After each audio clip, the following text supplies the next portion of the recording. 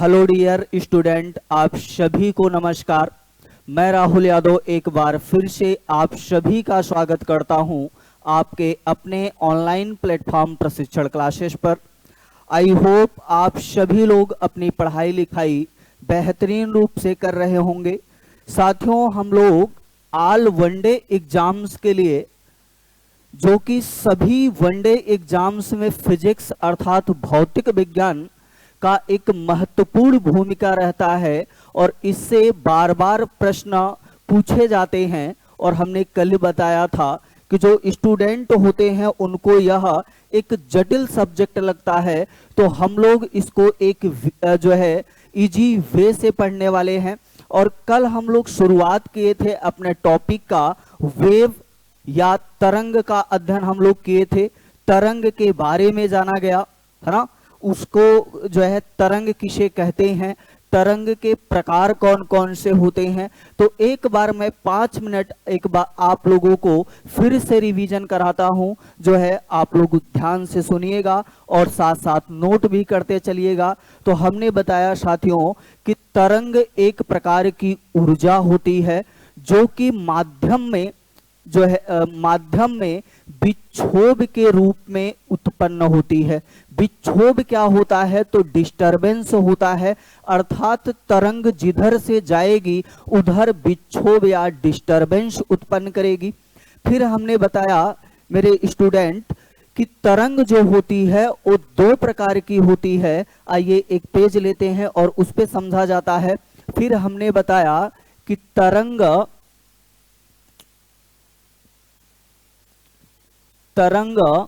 कितने प्रकार का बताया था, 2 प्रकार का बताया।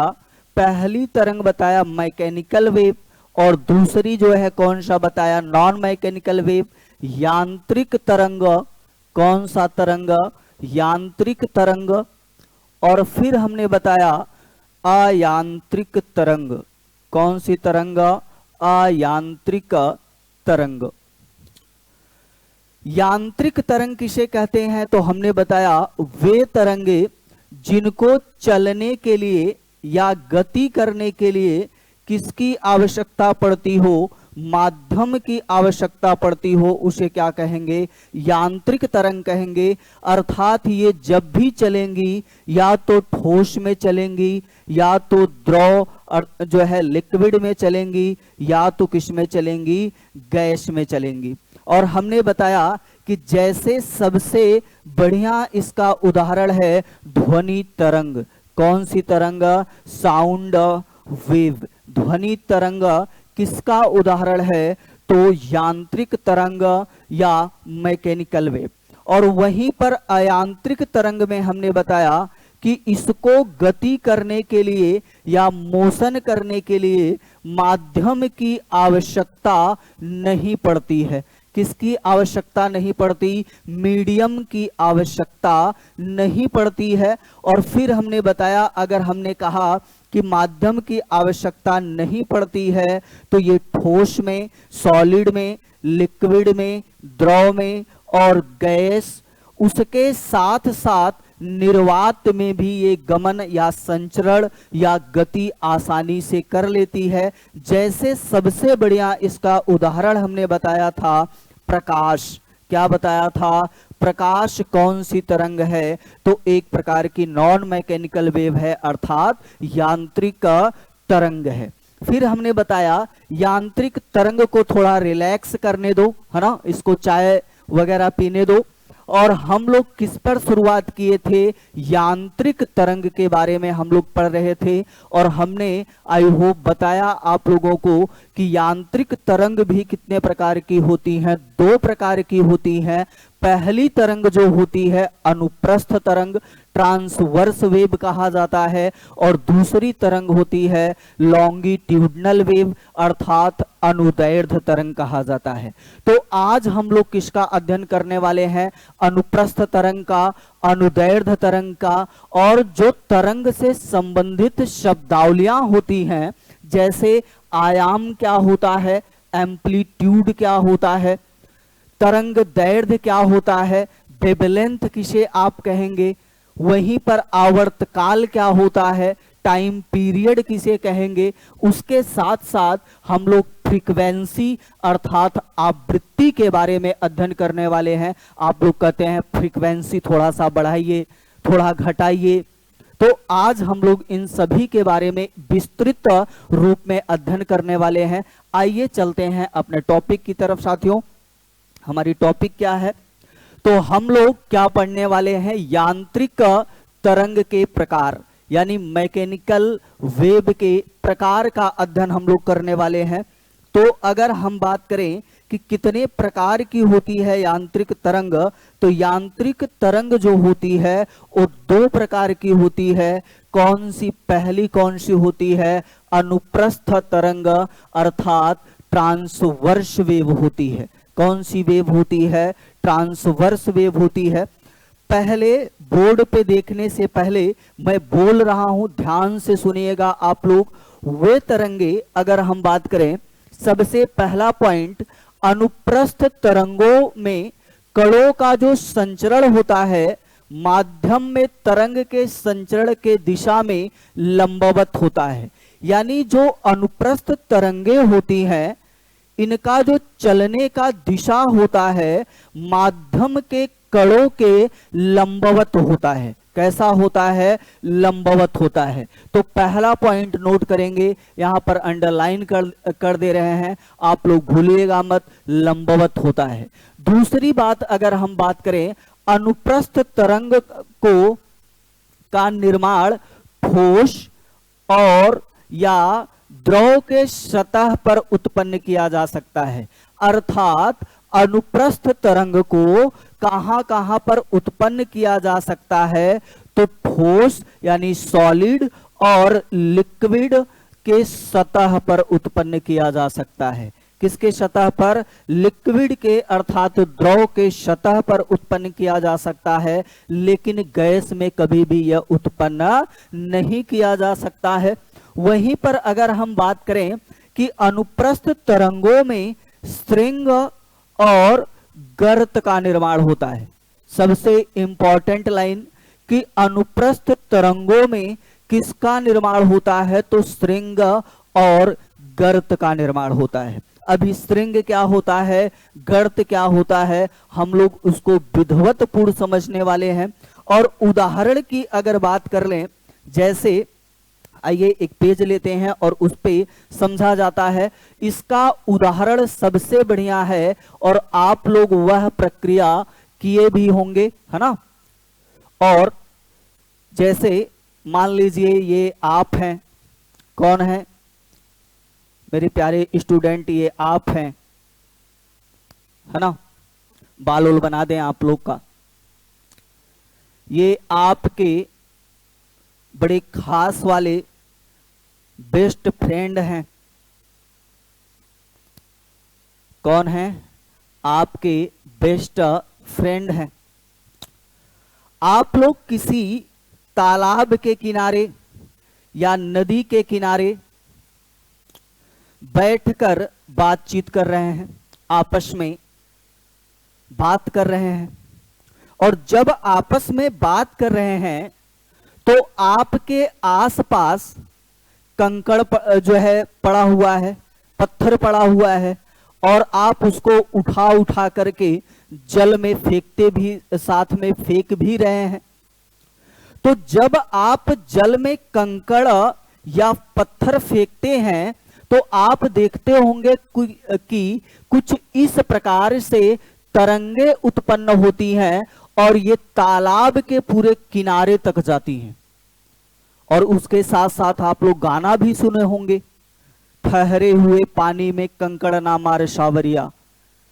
तो सबसे बढ़िया इसका एग्जाम्पल या उदाहरण कौन सा है, तो ठहरे हुए पानी में ये जो है आप जब कंकड़ मारते हैं तो जो तरंग उत्पन्न होती है वह कौन सी तरंग होती है, अनुप्रस्थ तरंग होती है। कौन सी तरंग होती है, अनुप्रस्थ तरंग होती है, जो आप कह सकते हैं ट्रांसवर्स वेव होती है। और कोई एग्जाम्पल, तो आप अगर कभी आप लोग जो है एक मोटी रस्सी ले लीजिए या कोई भी रस्सी ले लीजिए और उसको कहीं बांध दीजिए और दूसरे किनारे से उसको जब आप मोशन में करेंगे, गति में करेंगे, तो आप देखेंगे कुछ इस प्रकार से ऐसे ऐसे रस्सी आपकी मोशन में होगी। तो ये कौन सी तरंग होती है साथी? तो ये कौन सी तरंग होती है? अनुप्रस्थ तरंग होती है। यानी जल में उत्पन्न तरंग कौन सी तरंग? अनुप्रस्थ तरंग। रस्सी से उत्पन्न तरंग कौन सी तरंग होती है? अनुप्रस्थ तरंग होती है। और यही चीज आपके उदाहरण में दिया भी हुआ है कि स्थिर जल में कंकड़ फेंकने पर उत्पन्न तरंग अनुप्रस्थ तरंग का उदाहरण होती है।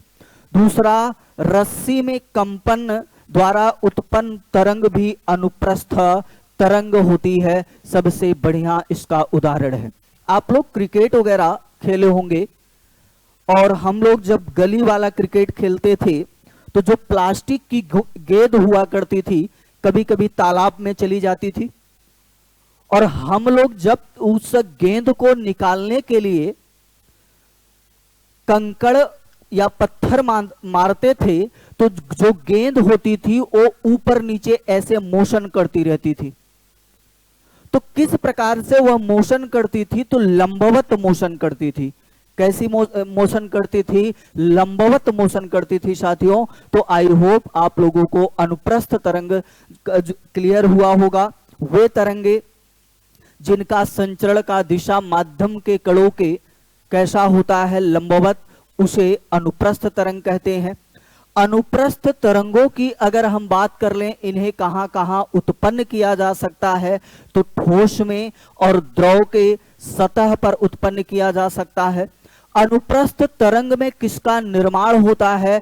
तो श्रृंग और गर्त का निर्माण होता है। किसका निर्माण होता है? श्रृंग और गर्त का निर्माण होता है। आइए साथियों चलते हैं अगले पेज पर। और दूसरा जो प्रकार होता है अनुदैर्ध्य तरंग, अर्थात लॉन्गिट्यूडनल वेव के नाम से जाना जाता है। आइए परिभाषा को समझा जाता है। ऐसी तरंगे जिनका चलने का दिशा माध्यम के कणों के समानांतर होता है, उसे अनुदैर्ध्य तरंग कहते हैं। यहां पर लिखा भी हुआ है समानांतर होता है। कैसा होता है मेरे प्यारे साथियों? तो समानांतर होता है। और यही चीज अनुप्रस्थ में मैंने क्या बताया था? लंबवत होता है। और दूसरा पॉइंट, अनुदैर्ध्य तरंग को ठोस में, द्रव में व गैस तीनों माध्यम में उत्पन्न किया जा सकता है। कहां पर उत्पन्न किया जा सकता है? ठोस में भी, द्रव में भी और गैस तीनों में इसे आसानी से उत्पन्न किया जा सकता है। वहीं पर अनुप्रस्थ तरंग में सिर्फ ठोस और द्रव के सतह पर उत्पन्न किया जा सकता है। आप जब एक दूसरे से तुलना करते हुए, कंपैरिजन करते हुए अध्ययन करेंगे तो आपके ब्रेन में अच्छे प्रकार से बातें याद रहेंगी। ठीक है, चलिए अगला पॉइंट, अनुदैर्ध्य तरंगों में संपीड़न और विरलन का निर्माण होता है। अनुदैर्ध्य तरंगों में किसका निर्माण होता है? संपीड़न व विरलन का निर्माण होता है। सर समझ में नहीं आया, संपीड़न क्या होता है, विरलन क्या होता है? आइए समझते हैं। श्रृंग और गर्त और संपीड़न और विरलन, है ना। चलिए, ये मैं एक वेव बना रहा हूं, तरंग बना रहा हूं, और आप लोग पहले तो देखकर बताएंगे कि ये कौन सी तरंग है।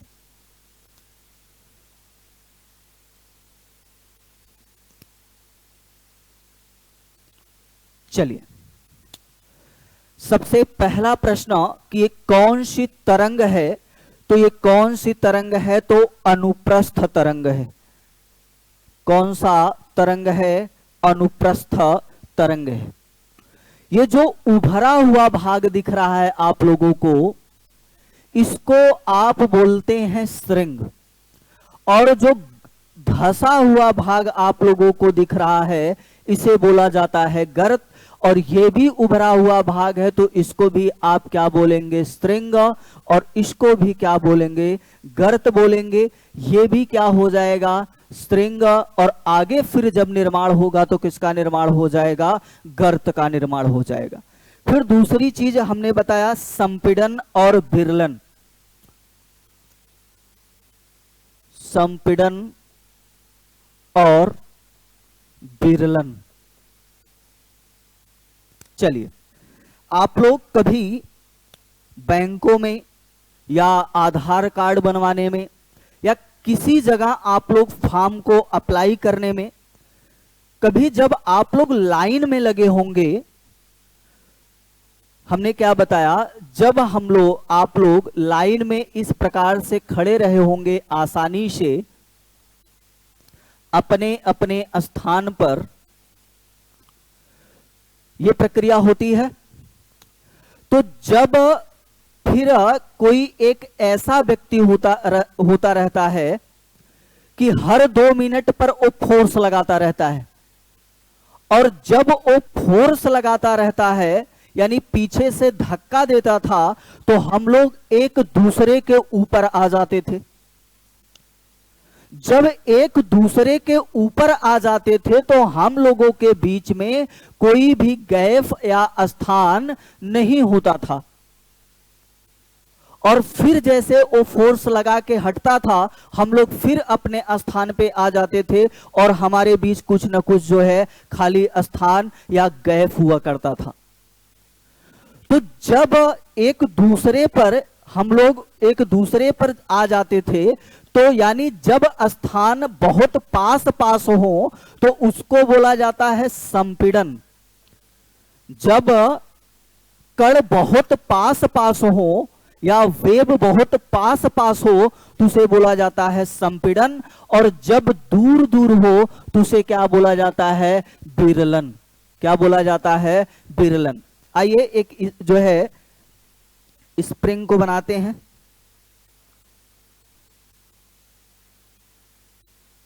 ये मान लीजिए यह एक स्प्रिंग है।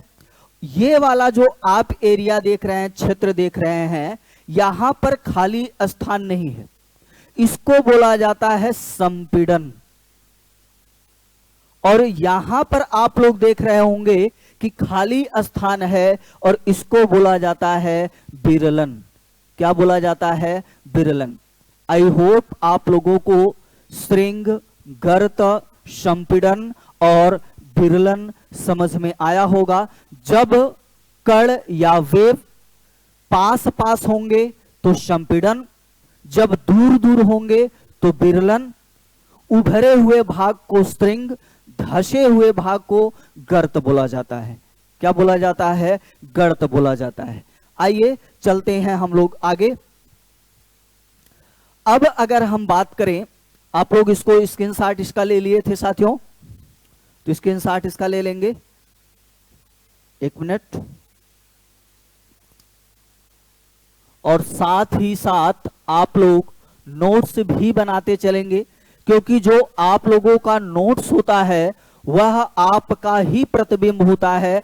आप अपने एग्जाम के समय उसे आसानी से 1-2 घंटे में रिवीजन कर सकते हैं, लेकिन एग्जाम के समय ये कहिए कि कोई बुक लेके हम 1-2 दिन में पढ़ ले, तो ऐसा संभव नहीं होता है। हालांकि हो भी सकता है, लेकिन जो है संभव नहीं हो पाता है। तो साथ साथ नोट्स बनाते चलेंगे। इसका उदाहरण अनुदैर्ध्य तरंग का, तो ध्वनि तरंग सबसे बढ़िया। इसका उदाहरण अनुदैर्ध्य तरंग का क्या होता है? ध्वनि तरंग। स्प्रिंग से उत्पन्न तरंगे, भूकंपी तरंगे जो होती हैं वह किसका उदाहरण होती है? अनुदैर्ध्य तरंग। और हमने बताया, यहाँ पर लिखा भी गया है कि ठोस में भी चलेंगी, द्रव में भी चलेंगी और गैस में भी चलेंगी। और ध्वनि तरंगे जब भी चलती हैं उन्हें माध्यम की आवश्यकता पड़ती है, अर्थात वह ठोस में भी चलेंगी, द्रव में भी चलेंगी, गैस में। इसका सबसे बढ़िया उदाहरण हमने क्या क्या बताया साथियों? तो ध्वनि तरंगे, स्प्रिंग से उत्पन्न तरंगे, भूकंपी तरंगे, ये सभी किसके उदाहरण हैं? तो अनुदैर्ध्य तरंगों के हैं। और हमने ये भी बताया कि कहां पर उत्पन्न की जा सकती है, तो ठोस में, द्रव में और गैस में। आई होप आप लोगों को समझ में आया होगा स्टूडेंट। आइए चलते हैं अगले टॉपिक की तरफ। हमारा अगला टॉपिक क्या है?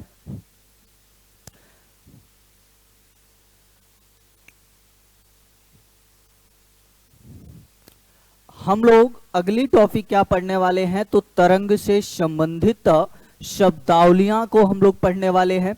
आयाम क्या होता है अर्थात एम्पलीट्यूड के बारे में अध्ययन करने वाले हैं। उसके साथ आवर्त काल क्या होता है उसको देखा जाएगा। टाइम पीरियड के बारे में पढ़ा जाएगा, अध्ययन किया जाएगा। तरंग दैर्ध्य क्या होता है इसके बारे में हम लोग अध्ययन करने वाले हैं। और उसी के साथ में अगर हम बात कर लें तो आवृत्ति को देखा जाएगा। और आप लोग कहते भी हैं कहीं ना कहीं, जो है आप सुने भी होंगे कि फ्रीक्वेंसी को थोड़ा बढ़ाइए घटाइए, तो वो फ्रीक्वेंसी क्या होती है, आवृत्ति क्या होती है, उसके बारे में अध्ययन किया जाएगा। ये किससे संबंधित है मेरे स्टूडेंट्स? तो ये किससे संबंधित हैं ये शब्दावलियां? तो तरंग से संबंधित हैं। किससे संबंधित हैं? तरंग से संबंधित है। तो आइए एक एक के बारे में हम लोग विधिवतपूर्ण जानकारी लिया जाए कि आयाम किसे कहते हैं, या एम्पलीट्यूड किसे कहते हैं, या वेवलेंथ किसे कहते हैं। चलिए, आयाम कह रहा है साथियों, कंपन करता हुआ कोई कण अपने मध्य स्थिति से जितना अधिकतम विस्थापन करता है वह उसका आयाम कहलाता है। आयाम को स्मॉल ए से क्या किया जाता है? प्रदर्शित किया जाता है। आइए आप लोग को एक पेज लेते हैं और उस पेज पर समझाते हैं चारों को, फिर इस पर आते हैं। मैं एक तरंग बना रहा हूं जो इसके पहले अभी बनाया था, और आप लोग कहेंगे कि सर ये कौन सी तरंग है? तो ये कौन सी तरंग है? तो अनुप्रस्थ तरंग है। कौन सी तरंग है? अनुप्रस्थ तरंग है ना। उभरे हुए भाग को हमने क्या बताया था? तो स्ट्रिंग बताया था। और वहीं पर धसे हुए भाग को हमने क्या बताया था? गर्त बताया था। ये तरंग की मान लीजिए माध्य स्थिति है ना। और ये तरंग अपने माध्य स्थिति से ये जितना विस्थापन की है, यही इसका क्या कहलाता है? आयाम कहलाता है। और आयाम को किससे दिखाया जाता है, किससे प्रदर्शित किया जाता है? तो स्मॉल ए से प्रदर्शित किया जाता है। किससे किया जाता है? स्मॉल ए से प्रदर्शित किया जाता है। वहीं पर आप देख रहे होंगे यहां से लेकर यहां तक विस्थापित हुई है, तो ये भी क्या हो जाएगा साथियों? आयाम हो जाएगा। यहां पर कितना विस्थापित की है? इतना, तो ये भी क्या हो जाएगा? आयाम हो जाएगा। ये सभी क्या हो जाएंगे? आयाम हो जाएंगे, है ना। अब आयाम समझ में आ गया होगा आप लोगों को। आइए तरंग दैर्ध्य को समझा जाता है कि तरंग दैर्ध्य किसे कहते हैं। अच्छा, इस उभरे हुए भाग को आप लोग क्या बोलते हैं? स्ट्रिंग। और धसे हुए भाग को आप लोग क्या बोलते हैं? गर्त। और यहां भी क्या होगा? स्ट्रिंग। और यहां पर भी क्या होगा मेरे प्यारे साथियों? गर्त। अच्छा, इस फिगर को, इस चित्र को आप लोग देखिए और बताइए कि ये मान लीजिए स्ट्रिंग नंबर फर्स्ट है और ये स्ट्रिंग नंबर सेकंड है। ये जो स्ट्रिंग है एक और पहली दूसरी, इन दोनों के बीच में कुछ न कुछ दूरी है कि नहीं है?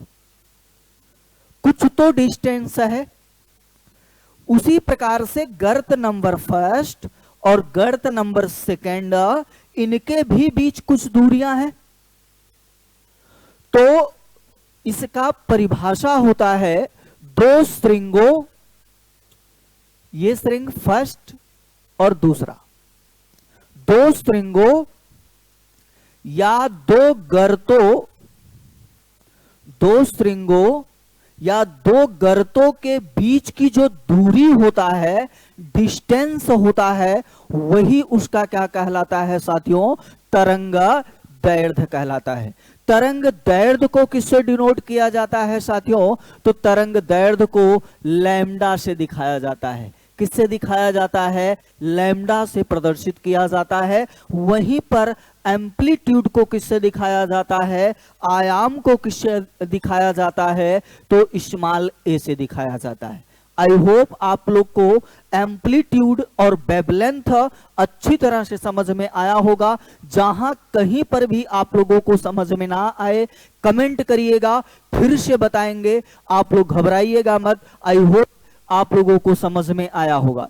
दो स्ट्रिंगों या दो गर्तों के बीच की दूरी क्या कहलाता है, तरंग दैर्ध्य कहलाता है। तरंग दैर्ध्य को लैम्डा से प्रदर्शित किया जाता है। और हमने बताया कोई तरंग अपने माध्य स्थिति से जितना विस्थापित होती है या विस्थापन करती है वह उसका क्या कहलाता है, आयाम कहलाता है। क्या कहलाता है साथियों, एम्पलीट्यूड कहलाता है। आइए अब हम लोग किसके बारे में बात करने वाले हैं, जो है तो तरंग दैर्ध्य हो गया, आयाम हो गया। आवृत्ति पर बात कर लेते हैं कि फ्रीक्वेंसी आप किसे कहते हैं, है ना। आइए आवृत्ति की बात करते हैं। आवृत्ति, मैं एक तरंग फिर से बना रहा हूं।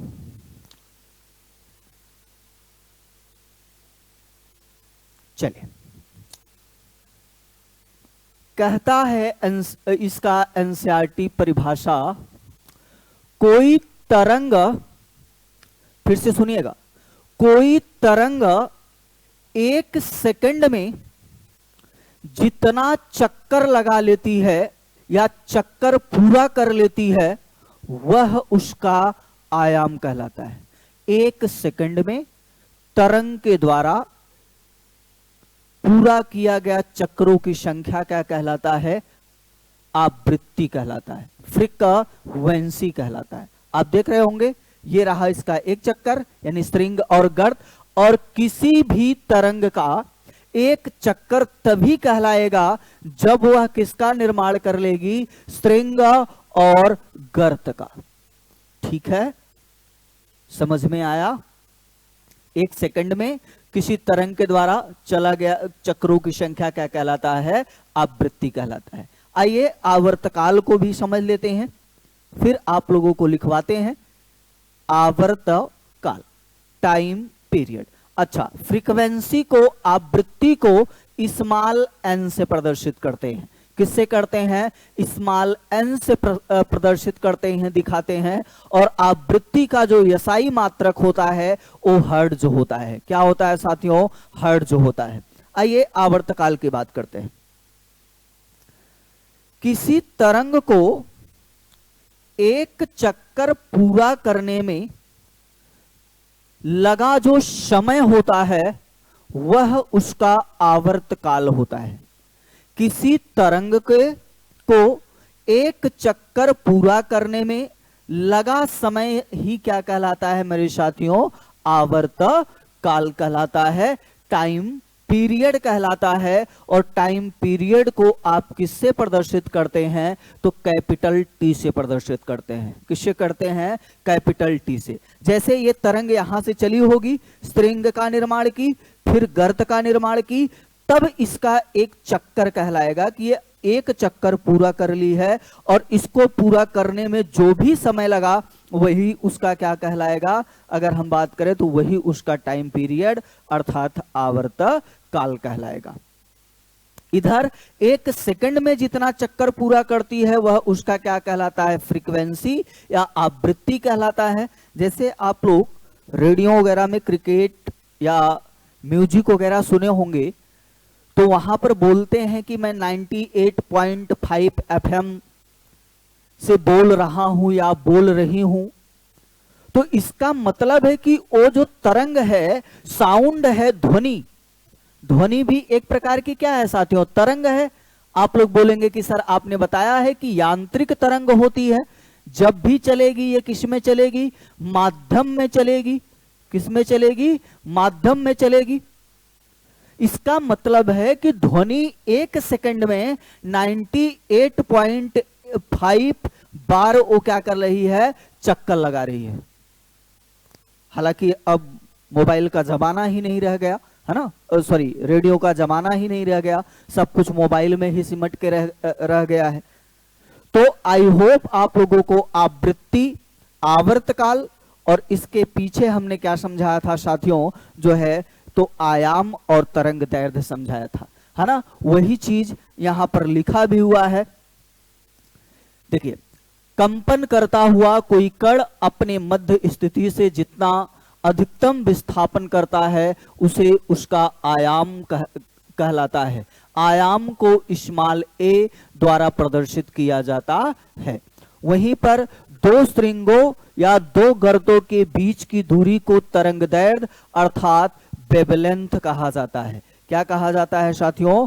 वेवलेंथ कहा जाता है। किससे डिनोट किया जाता है, किससे प्रदर्शित किया जाता है? तो लैम्डा से प्रदर्शित किया जाता है। आइए आगे चलते हैं और इसको बना लेंगे समझने के लिए। ये विस्थापित तो a, ठीक है, ये बीच की दूरी है तो लैम्डा, यहां पर भी बीच की दूरी है तो क्या है? लैम्डा है। चलिए आगे चलते हैं। आवर्तकाल हमने बताया, तरंग द्वारा एक चक्कर पूरा करने में लिया गया समय क्या कहलाता है? आवर्तकाल कहलाता है, टाइम पीरियड कहलाता है।